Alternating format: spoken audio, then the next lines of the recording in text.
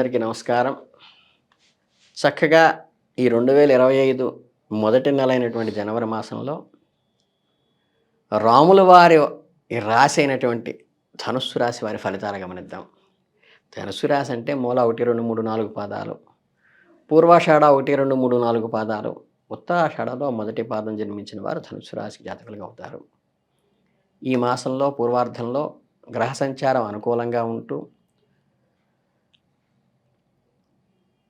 ఉత్తరార్ధంలో కొంచెం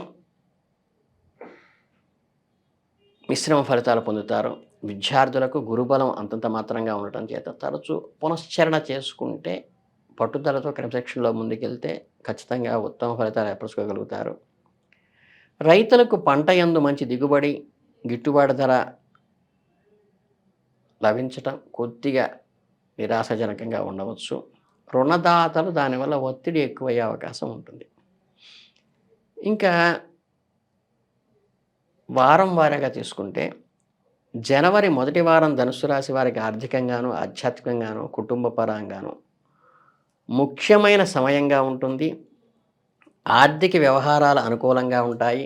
మీరు చేసే పెట్టుబడులు లాభాలను తెస్తాయి. ముడిపడని వ్యవహారాల్లో స్పష్టత ఏర్పడుతుంది. ఇది మీకు మానసిక శాంతిని కలిగిస్తుంది. అశాంతిని. దూర ప్రాంత ప్రయాణాలు చేయాల్సి వస్తుంది. ఈ ప్రయాణాలు కొత్త అనుభవాలను అయితే పొందటం అనేది జరుగుతుంది.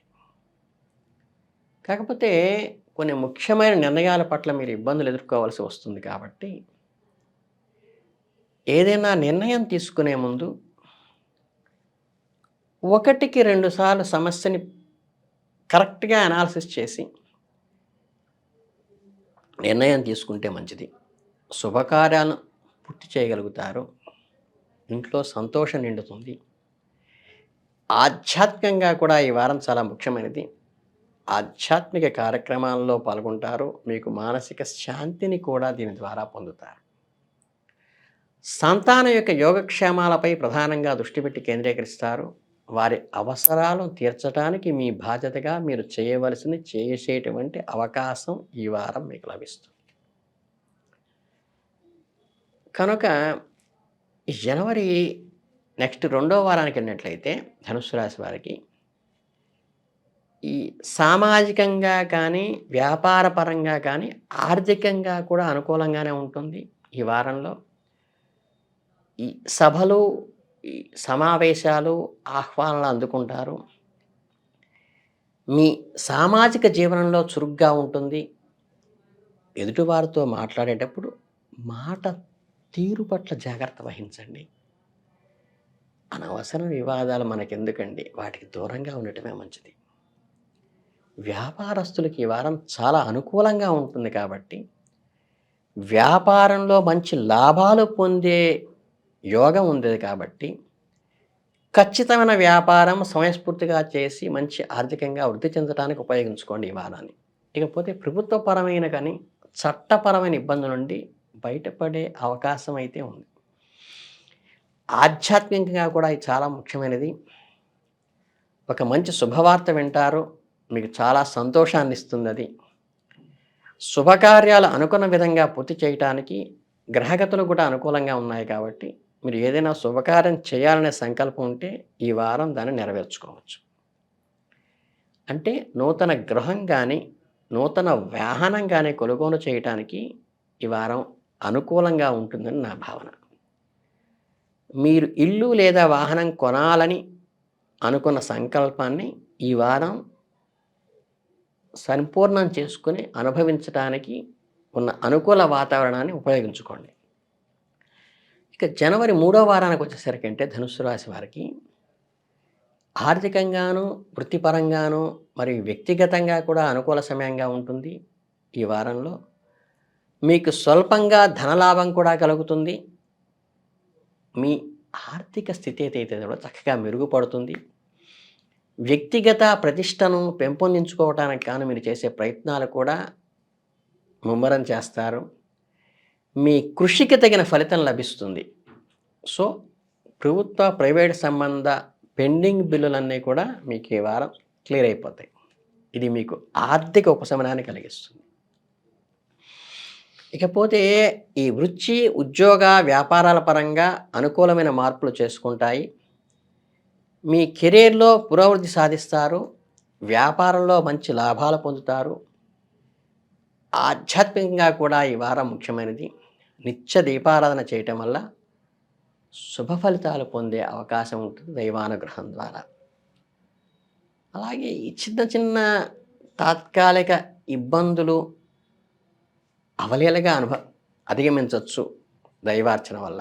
మీ ఆత్మవిశ్వాసం కూడా దీనివల్ల పెరుగుతుంది. ఈ పెట్టుబడుల విషయంలో మాత్రం ఆచి తూచి పెట్టుబడి పెట్టండి. స్పెక్యులేషన్స్ జోలికి అస్సలు వెళ్ళబాకండి.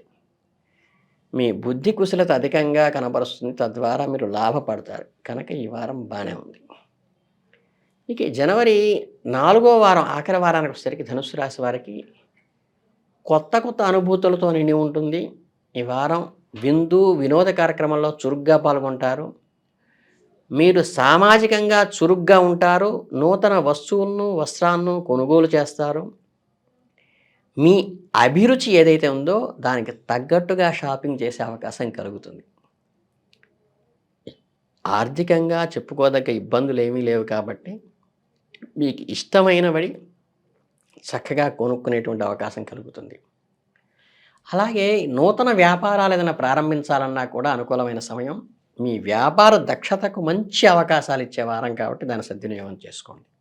అయితే ఆరోగ్యం కొంత నలతగా ఉండే అవకాశం ఉంది. మీ ఆరోగ్యం పట్ల శ్రద్ధ వహించండి.